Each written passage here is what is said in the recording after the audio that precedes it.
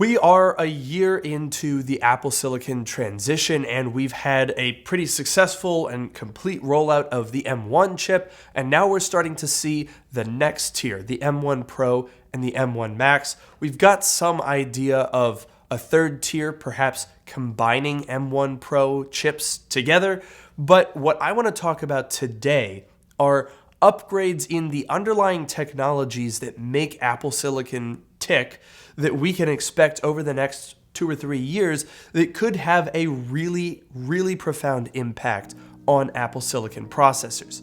So today we're going to talk about what we can expect, what it means for Apple Silicon, what it means for the Mac. Get subscribed, leave a like down below, or you could leave a dislike, but you can't even see it anymore, so why bother? Might as well just like it so you can at least see it. I like that logic. I'm going to go with that. Anyway, let's do the video.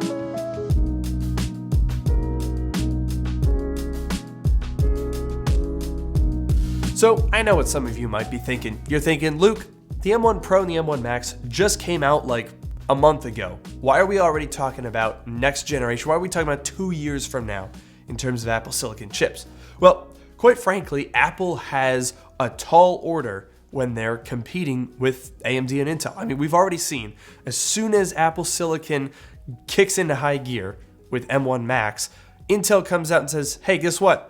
We got Alder Lake, we got big little cores, we got the P cores, we got the E cores, we've got the biggest performance gains in years. Intel is back, baby. And that is fantastic because it's gonna light a fire under Apple's butt because, hey, look, they gotta justify the fact that they're transitioning to their own chips, right? They have to now sit back and say, oh, okay, so we just abandoned Intel right one generation before they get their act together. And now we have to prove that we made the right decision. So this new line of chips from Intel, the incredibly powerful stuff from AMD, this is all great news for Apple Silicon because it means that Apple now has to compete. It has to beat those chips if they want to be able to say, hey, we're designing the best class-leading chips out here. And so far, the way that Apple has done this between the M1 and the M1 Pro is essentially by adding cores to fix the problem.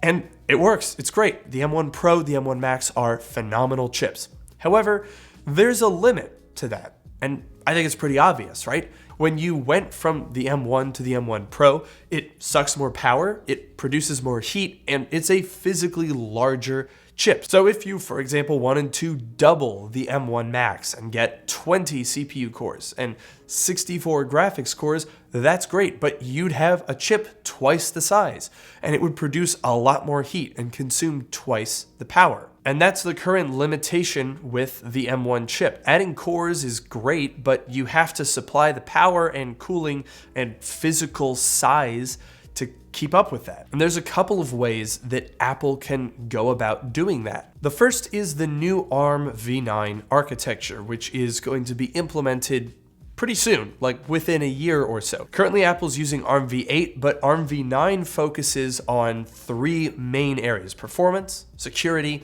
and machine learning. All of these are things that Apple is very focused on, so I would not be surprised if they have played somewhat of a role in determining what all of this is going to mean. Now, ARM is claiming that v9 can offer up to a 30% boost in performance with the same cores.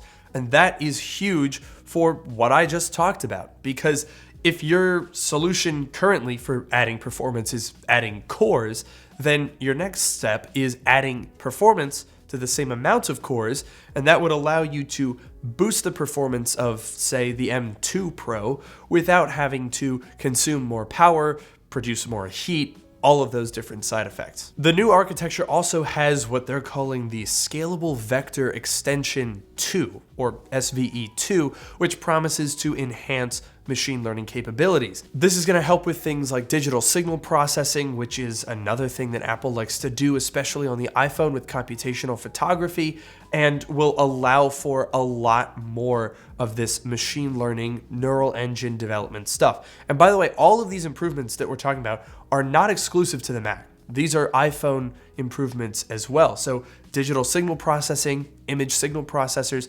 those aren't as important on the Mac as they are on the iPhone, but ARMv9 allows you to roll out all of these improvements across all of Apple's devices. So this is probably the most immediate thing that could have an impact on the very next generation of Apple Silicon processors. Even something like the M2, the A16 chip in next year's iPhone will probably be based on this. Now, we don't know exactly what that's going to mean in terms of raw performance, or even in terms of what Apple could do with additional security capabilities, additional machine learning capabilities. But this is the most immediate thing that will have an impact. Now, something else that I think is really interesting, pivoting over from the underlying technology to the manufacturing therein, is TSMC's 3nm process. This is something that we've been hearing a lot about for quite a bit of time now. So Apple moved from 7nm to 5nm last year with the A14 Bionic.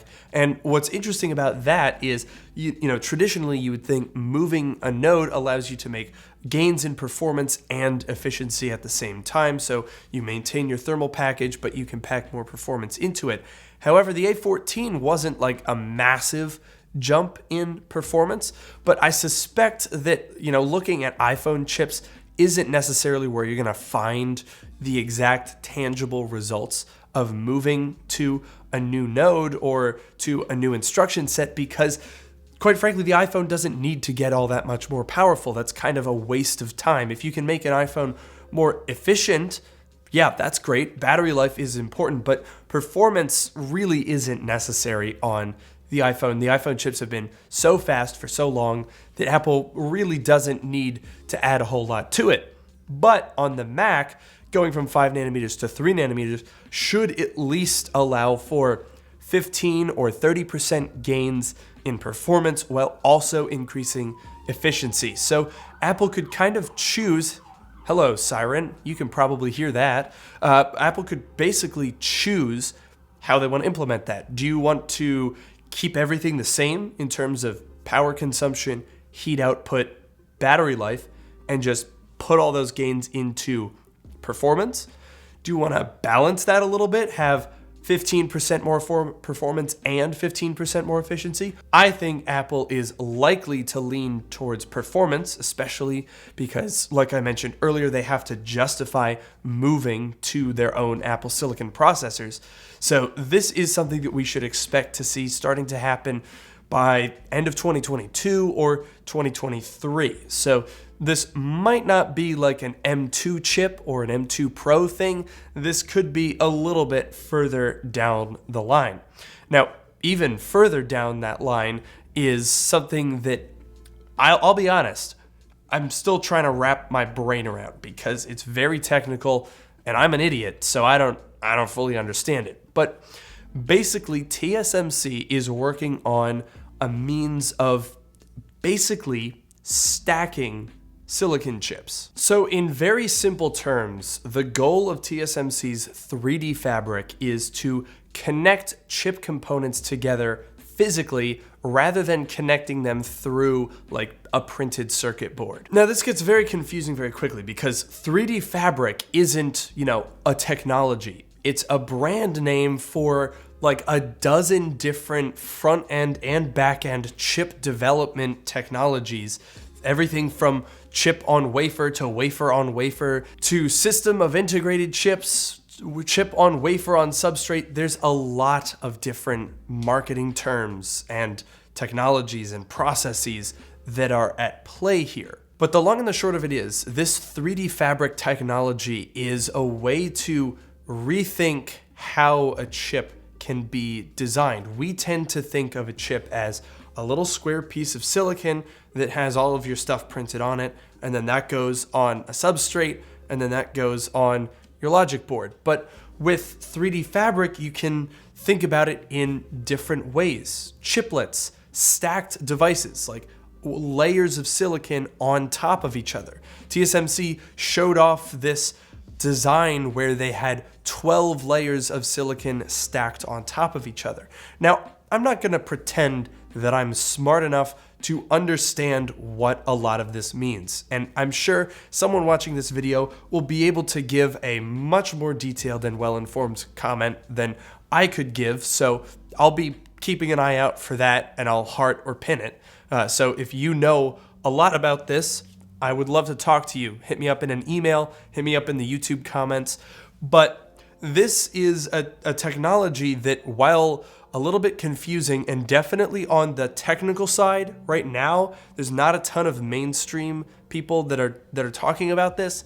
This, I think, is actually pretty important, especially given that we've been discussing a lot of rumors lately about Apple using multi-die situations. So when you manufacture a chip and you add cores to it, which is what they've done, with M1, M1 Pro, and M1 Max, you add those cores, you get a physically larger chip. And the larger your chip gets, the lower your yields are, because there's more chance, with a larger die, that one of those dies is going to be defective, and you can only fit so many dies on a wafer. And so the larger your dies get, the more expensive and the lower your yields get, and it starts to become a little bit of a mess. So if you can manufacture smaller dies and combine them, a chiplet design like what AMD uses for their CPUs, that would basically allow Apple to glue multiple M1 Maxes together, and that would get us to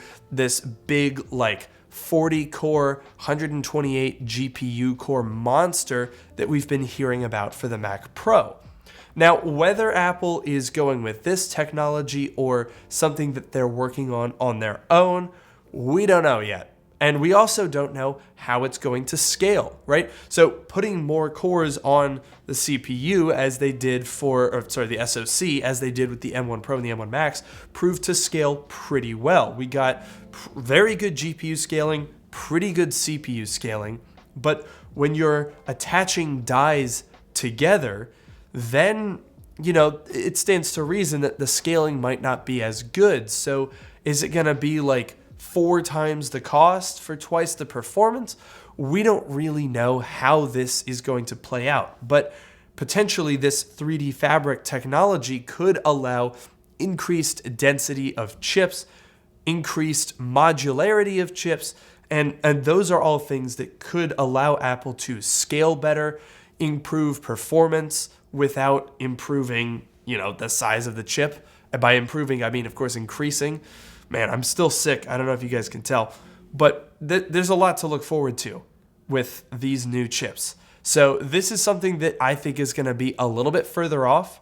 We're talking about ARMv9 being probably coming on M2 chips. We're talking about 3 nanometers, maybe 2023, maybe an M3 chip, the generation after that. And then this 3D fabric thing, honestly, could be in the next generation Mac Pro in a year. Or this could be a little bit further down the road, 2024, 2025. But the point is, I think it's really interesting to look at just on a technological standpoint, not even counting whatever Apple might have cooking up internally that we have no way of knowing about. There's a lot of exciting stuff happening in the world of ARM. And I hope that Apple is able to take full advantage of this and bring us some really incredible chips and some really incredible Macs. It's finally so exciting to live in a world where the Mac is vibrant and thriving again. And if you're as excited as I am, make sure to like, comment, and subscribe. That's going to do it for today's video, and I will see you guys in the next one.